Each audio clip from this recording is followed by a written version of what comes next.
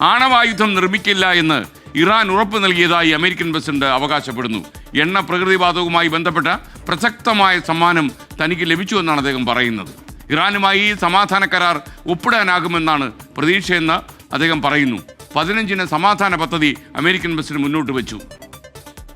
Do you think I trust them? I don't trust them. They're going to make a deal. They're going to make a deal. They did something yesterday that was amazing, actually. They gave us a present, and the present arrived today. And it was a very big present worth a tremendous amount of money. And I'm not going to tell you what that present is, but it was a very significant prize. And they gave it to us, and they said they were going to give it, so that meant one thing to me, we're dealing with the right people. മധു, യുദ്ധം ജയിച്ചു എന്ന രീതിയിലാണ് American president പ്രസ്താവന വന്നിരിക്കുന്നത്. അദ്ദേഹത്തിന് അപൂർവമായ സമ്മാനം കിട്ടിയെന്ന് പറയുന്നു. മാത്രമല്ല, ഇറാൻ ആണവായുധം നിർമ്മിക്കില്ല എന്ന് ഉറപ്പ് കിട്ടിയെന്ന് പറയുന്നു. ഇതിനുവേണ്ടിയായിരുന്നു ഒരു യുദ്ധം എന്ന ചോദ്യം ബാക്കിയാകുന്നു.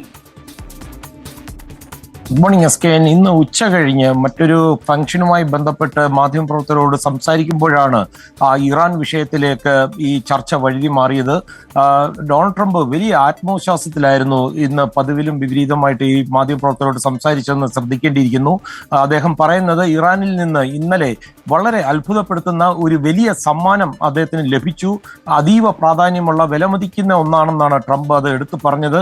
സമ്മാനത്തിന്റെ കൂടുതൽ വിശദാംശങ്ങൾ മാധ്യമപ്രവർത്തകർ ചോദിച്ചെങ്കിലും അത് വെളിപ്പെടുത്തുവാൻ തയ്യാറായില്ല. ഒരാൾ ചോദിച്ചായിരുന്നു ഇത് ആണവായുധമാണോ എന്ന്, പക്ഷെ അദ്ദേഹം പറഞ്ഞത് ഓയിൽ ആൻഡ് ഗ്യാസുമായി ബന്ധപ്പെട്ടുള്ളതാണെന്ന് പറയുകയും ചെയ്തു. ഇത് കൂടാതെ എസ്കെൻ സൂചിപ്പിച്ചതുപോലെ ഇറാൻ ആണവായുധങ്ങൾ ഉപേക്ഷിക്കുവാൻ തത്വത്തിൽ സമ്മതിച്ചതായിട്ട് ഡൊണാൾഡ് ട്രംപ് അവകാശപ്പെടുകയും ചെയ്തു. എസ്കെൻ അതേസമയം ഈ ട്രംപ് ഇത് സംബന്ധിച്ച് വിശദീകരിച്ചില്ലെങ്കിലും അന്താരാഷ്ട്ര മാധ്യമങ്ങൾ ഒരു വാർത്ത ബ്രേക്ക് ചെയ്യുകയാണ്. യുദ്ധം അവസാനിപ്പിക്കുന്നതിനായി ഇറാനുമായിട്ടുള്ള ചർച്ചകൾക്കായി അമേരിക്ക 15 ഡിമാൻഡ്സ് മുന്നോട്ട് വെച്ചെന്നുള്ള റിപ്പോർട്ടാണ് ഈ മണിക്കൂറിൽ വരുന്നത്. അതായത് അതിലെ പ്രധാന കണ്ടീഷൻസുകൾ ആണവശേഷി പൂർണ്ണമായിട്ടും ഇല്ലാതാക്കണം, ഇനി ഒരിക്കലും ആണവായുധങ്ങൾ നിർമ്മിക്കില്ലെന്ന് ഉറപ്പ് നൽകണം, നിലവിൽ അവരുടെ കയ്യിൽ 60% സമ്പുഷ്ടീകരിച്ച യുറേനിയം ഉണ്ട്, അത് അന്താരാഷ്ട്ര ആണവ ഏജൻസിക്ക് കൈമാറണം. ഇത് കൂടാതെ ഇപ്പോൾ പ്രവർത്തിച്ചുകൊണ്ടിരിക്കുന്ന നേതൻസ് ഫോർദോ, ഇസ്ഫഹാൻ ആണവ നിലയങ്ങൾ അടച്ചുപൂട്ടണം. അതുപോലെ ഹോർമൂസ് കടലിടുക്കിലൂടെയുള്ള കപ്പൽ ഗതാഗതം പൂർണ്ണമായിട്ടും സ്വതന്ത്രമായിട്ട് നടത്തുവാനുള്ള സജ്ജീകരണങ്ങൾ ചെയ്യണം. ബാലിസ്റ്റിക് മിസൈലുകൾ പ്രതിരോധ ആവശ്യങ്ങൾക്ക് മാത്രമേ ഉപയോഗിക്കാവൂ. ഇതാണ് പ്രധാന ഡിമാൻഡുകൾ. ഇത് കൂടാതെ ഇറാന്റെ സാമ്പത്തിക ഉപരോധം നീക്കും. ഇത് കൂടാതെ അവിടെ സിവിലിയൻ ന്യൂക്ലിയർ ആവശ്യങ്ങൾക്ക് വേണ്ടിയുള്ള സഹായം, സാങ്കേതിക സഹായം അമേരിക്ക നൽകുമെന്നും ഈ കരാറിൽ പറയുന്നുണ്ട്. എസ്കെൻ അതേസമയം ഈ അമേരിക്കയും ഇറാനും തമ്മിൽ പാകിസ്ഥാനിൽ നടക്കാനിരിക്കുന്ന നിർണായക സമാധാന ചർച്ചകൾ American vice president JD Vance ആയിരിക്കും ഈ ചർച്ചകൾ നയിക്കുക എന്നുള്ള റിപ്പോർട്ടും വന്നിരിക്കുന്നുണ്ട്. ബാക്ക്ഡോറിൽ കൂടെ ഇറാനും അമേരിക്കയും മധ്യസ്ഥർ വഴിയുള്ള ചർച്ചകളിലാണ് JD വാൻസിനെ നിർബന്ധമായിട്ടും വേണമെന്ന് ഇറാൻ ആവശ്യപ്പെട്ടത്. നേരത്തെ നമുക്കറിയാം ജാവേദ് കുഷ്ണറും സ്റ്റീവ് വിറ്റ്കോഫും ആയിരുന്നു. അവർ തങ്ങളെ ചതിക്കാനുള്ള നീക്കമായിരുന്നു എല്ലാ കാലത്തും നടത്തിയതെന്നാണ് ഇറാൻ കരുതുന്നത്. ഇസ്ലാമാബാദിൽ ഈ ആഴ്ച തന്നെ ഈ ചർച്ചകൾ നടന്നേക്കാം. JD വാൻസ് പാകിസ്ഥാനിൽ എത്താനുള്ള എല്ലാ സാധ്യതയും ഉണ്ടെന്നുള്ള റിപ്പോർട്ടുകളാണ് വരുന്നത്.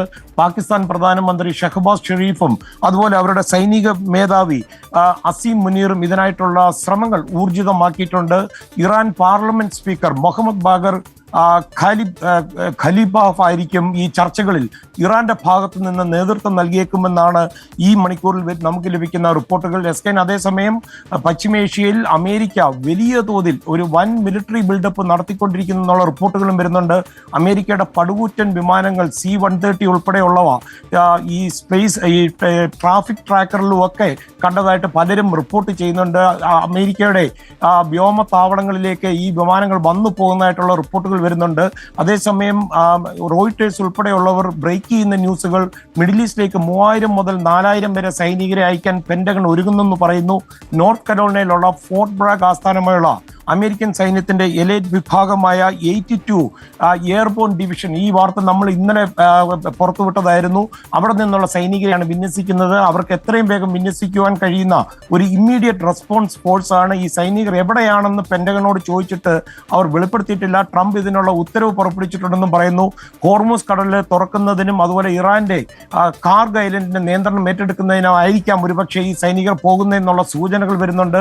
കഴിഞ്ഞ ആഴ്ച ഏതാണ്ട് 2500 നാവികരും മിഡിൽ ഈസ്റ്റിലേക്ക് പോകുന്നുണ്ട്. അത് മാത്രമല്ല, ഇപ്പോൾ നിലവിൽ 50,000-ലധികം അമേരിക്കൻ സൈനികർ ഈ പശ്ചിമേഷ്യയിൽ അവരുടെ വിവിധ വ്യോമത്താവളങ്ങളിലുണ്ട്. എസ്കൻ, അതേസമയം ഇറാന്റെ ഏക പ്രവർത്തനക്ഷമമായ ആണവ നിലയം ബുഷേറിന് നേരെ ചൊവ്വാഴ്ച വീണ്ടും ഒരു ആക്രമണം നടന്നിരിക്കുകയാണ്. ഇത് രണ്ടാമത്തെ ആക്രമണമാണ് തുടർച്ചയായിട്ട് സംഭവിക്കുന്നത്.